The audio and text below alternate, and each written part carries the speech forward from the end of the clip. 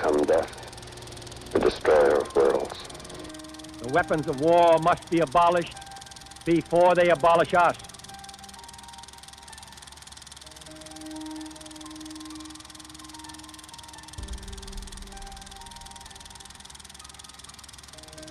The existence of thousands of nuclear weapons is the most dangerous legacy of the Cold War.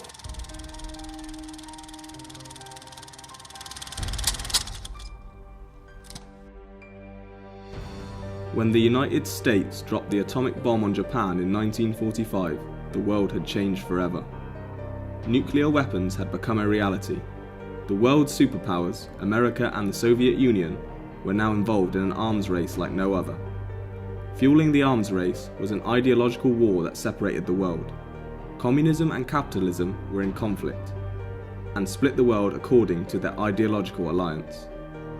The Cold War dominated the world from 1945 through to the destruction of the Berlin Wall in 1989. Throughout this time frame, the world experienced the Korean War 1950-53, Cuban Missile Crisis 1962, Vietnam War 1965-1975, and the Soviet invasion of Afghanistan 1979-1989. After the war, Britain found itself indebted to America. Shared ideological values between both nations laid the foundations on which the special relationship was built.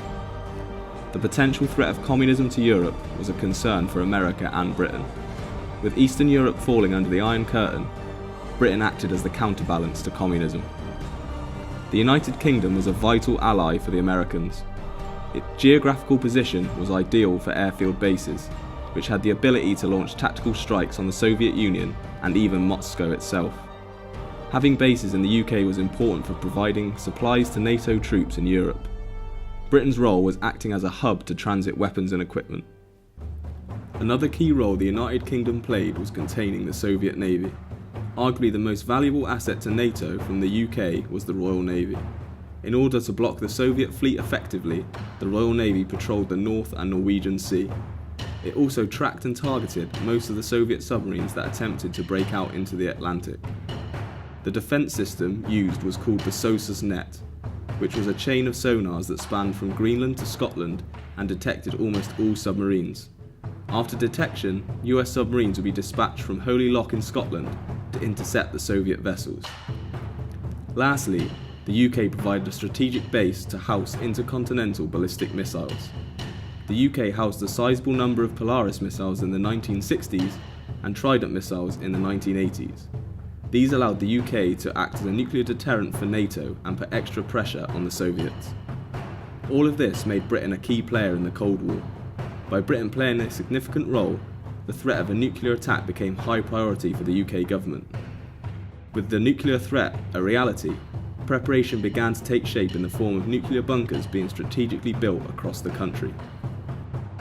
In the 1980s, Prime Minister Margaret Thatcher developed a new bunker for the southwest region, located in a small village in rural Wiltshire. This is the hidden nuclear history of RAF Chilmark.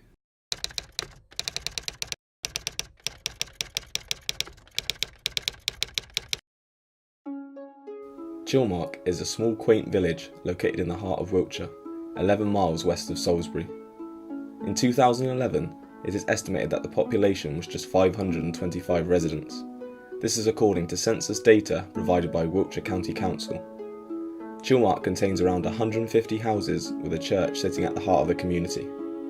Other key landmarks include the pub and the local primary school. Chilmark has been a village since the 10th century, with evidence of settlements being found dating back to the Bronze Age. Chilmark has a rich military history, being home to a substantial military presence since 1936. The RAF utilised the stone quarries as munition bunkers due to the natural stability of the landscape. This expansion of military activity resulted in the building of a train line to facilitate the movement of ammunition to and from the site. This has since been abandoned and buildings used as barracks can still be seen from the roadside. However, secretly located just outside the village is a Cold War relic. This is in the form of one of the regional government headquarters, set up by the British government to provide shelter for those who run the country in the event of a nuclear attack. Yes, so the bunker was built in the 1980s, I think, so quite a late stage of the Cold War, as a regional centre for government. The idea was that in the event of a nuclear emergency, the local government and officials, and I think even some BBC broadcasting type things would go into regional bunkers around the country, and that would be where they would sit tight. Chilmark was built to cover the south-west region, which included Gloucestershire, Avon, Wiltshire, Somerset and Dorset. It was purpose-built as a nuclear bunker and replaced previous headquarters based at Ullenwood, Gloucestershire. Plans were drawn for Chilmark in 1982 and construction started in 1985. Chilmark is located overlooking Nadder Valley at Ham Cross. This is opposite to the former RAF rail station and underground munition storage. This pre-existing military infrastructure created an ideal location for this new headquarters. I would have been one of the people getting shelter there, but it was a horrible feeling because I knew that there were thousands of people subject to the effects of a nuclear attack, including my family. I didn't feel frightened, I didn't feel threatened, I just felt this is a job I've got to do.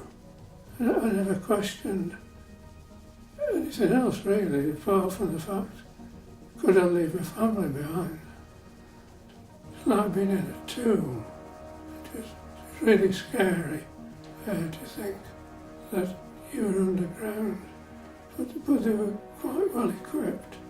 Chilmark is a 2-level bunker, 200 feet in length and 40 feet wide. The bunker was built above ground and then covered in earth to a minimum depth of 10 feet. External walls were 2 feet thick and made of reinforced concrete. All entrances were guarded by steel blast doors. Only the ventilation and communication towers are visible above the ground. The upper floor consisted of living accommodation and welfare facilities. The lower floor was for office space and operation rooms. 1/3 of the bunker is used for important services such as generators and air conditioners. These were linked to the national grid. However, backup generators were available in the event of a power shortage.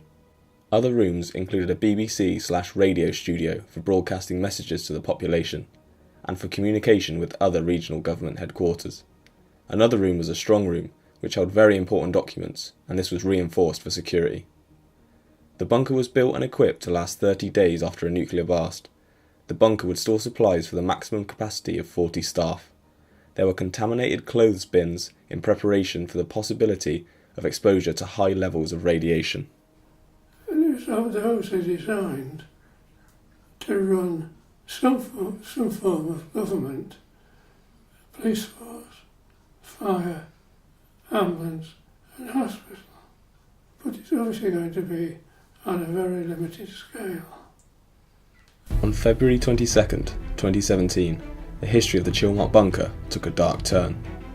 Thousands of cannabis plants have been discovered by police growing in an underground nuclear bunker near Salisbury in Wiltshire. Police found 20 large rooms filled with plants and equipped with specially installed equipment. 6 men were arrested, 3 of them on suspicion of human trafficking offences. Police intercepted a gang during a midnight raid that were leaving the bunker, which had been converted into a cannabis factory. 3 men were sent to prison and sentenced from 5 to 10 years for the production of a Class B drug and the illegal abstraction of energy from the national grid. The bunker is still intact, so the blast doors and limited entrances made it difficult for the police to deal with the illegal operation. The 3 men had illegally gained access to the national grid, ciphering around £650,000 worth of energy. The find was the biggest cannabis factory that Wiltshire has ever seen. Charges were dropped for trafficking offences as 4 Vietnamese nationals were found trapped inside with no access to keys. In an interview for The Guardian, Deputy Inspector Paul Franklin said, "It was slavery, there's no doubt. They weren't there by choice. They were trafficked from Vietnam. They were placed there and told to work." 3 of the trafficked men were deported and the other claimed asylum. The 3 men in charge of the operation were not charged with slavery as the victims refused to give evidence. Chloe Setter, head of ECPAT UK, said this about the event: "It is extremely concerning that modern slavery charges were dropped in this case, when there was clearly reason for the police to believe that several people were being exploited. it appears those thought to have been victims of a major organised criminal network, potentially making millions from their exploitation, have received little to no support, and the risk of re-trafficking barely considered. Wiltshire Police put out a press statement which stated, "This investigation has been a significant undertaking by Wiltshire Police into a highly profitable criminal enterprise, and I am delighted that all the hard work has paid off. From the initial planning stages to ensure the raid went smoothly, through to the evidence gathering for the CPS. Not only have these men now been brought to justice, but we have prevented an enormous amount of cannabis from reaching the streets of Wiltshire and into the hands of vulnerable drug users." With this recent discovery of the bunker's use, it now leads into question, what is next for RAF Chilmark? I think I get constant complaints that there aren't enough jobs in rural areas, so I think employment would be important. It's quite nicely located, quite near public transport. That would probably, if it was going to be used for something, then I'm thinking that probably might be the best way to use the site. In September of 2002, Lord Back issued a reply to Lord Jopling around the issue of underground regional centres. It stated that the buildings are no longer owned by the MOD and 13 were sold off in 1992. 4 were converted for use by other government departments. However, RAF Chilmark was one of the bunkers sold in the early 90s. Permission had been asked for the RAF site of Chilmark and not specifically the bunker in 1999. However, this does convey the problems that would occur in the future reuse of the site. The main concerns following this planning application were the bat population, sustainability, conditions of former mines, possible contamination, access to the sites, and the lack of other services in such a rural location. There are a diverse number of species to the bat population homed in the Chilmark area. They are under protection by UK law, so would cause problems for any major structural changes to the area. There are worries of contamination to the site, as there is no full history to what happened at Chilmark, bringing fears of possible nuclear tests and other weaponry. However, the council do offer some possible uses for the site. These are offices, education, environmental, or leisure. Other concerns were light pollution, and that is why there is a lack of security, etc. However, recently there have been changes to the area with the felling of trees and modern security cameras. Other nuclear bunkers around the world have been converted for different possible uses. For example, a hotel in Switzerland, a hamburger joint in Albania, and a data centre in Sweden. In the UK, some have been used as public spaces, like museums. Kelvedon Hatch and Hat Green are the 2 main places in England. Other ideas include storage and housing. Quarries, underground quarries and so on locally, which are used for storage and so on, and it may be that that's sort of the optimum use. The recent tensions as current as March 2018 have reignited the possibility of a new Cold War. The doomsday clock has been changed to 2 minutes to midnight for the first time since 1953. The arms race between America and Russia could be back on after Vladimir Putin announced a new nuclear missile which he states can reach anywhere in the world. Additionally, America is again at friction with North Korea, and the battle of words between Donald Trump and Kim Jong-un do not make light reading. After North Korea tested missiles which went over Japan, America and Trump threatened to use all the force necessary to quash this potential threat. In North Korea, with this chap who seems intent on provoking either Japan or America to do something. The Cold War has again taken to the quiet landscape of southwest Wiltshire, a nerve agent administered on the streets of Salisbury. The UK government have blamed Russia for this and has caused an international issue between the 2 countries. But to those who seek to do us harm, my message is simple. You are not welcome here. Nevertheless, there are some positives as North Korea and America are looking to take the diplomatic approach in recent advancements. The relationship between America and North Korea looks as if it might be just at the beginnings of a sort of a bit of a thaw, particularly with the visit of the dear leader to China, and with the dialogue that appears to have been opening up between North and South Korea. I think that's actually quite positive. However, is there a possibility the life of these now forgotten regional government headquarters may need to be reinstated once again? I can't say that a nuclear attack is going to help anybody, particularly with the size of weapons they've got now, that everybody will be totally obliterated. It's very important not to read too much into these things, but I think we shouldn't imagine it's all bad because of the behaviour of Vladimir Putin.